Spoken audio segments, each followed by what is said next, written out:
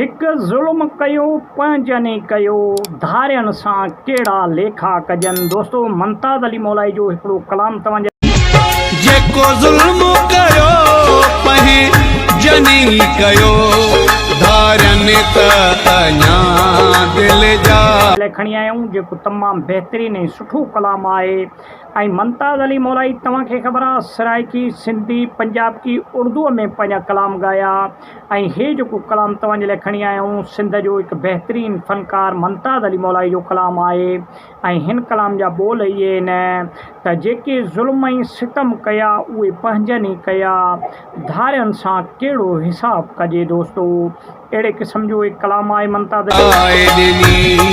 धारियनि त अञा दिल जाए ॾिनी मूंखे रत वारो मौलाई जो। मुमताज़ अली मौलाई तव्हांखे ख़बर आहे सिंध जो भलो ऐं सुठो फ़नकार आहे। ऐं मुमताज़ अली मौलाई जा खोड़ सारा एल्बम ऐं कैस्टनि जी सूरत में नवां नवां कलाम हर वक़्तु ईंदा रहंदा आहिनि। ऐं 2025 जो जेको मशहूरु ऐं मक़बूल फ़नकार आहे उहो मुमताज़ अली मौलाई आहे। तव्हां कलाम ॿुधो, कलाम सुठो लॻे लाइक ऐं शेयर कयो, वॾी महिरबानी।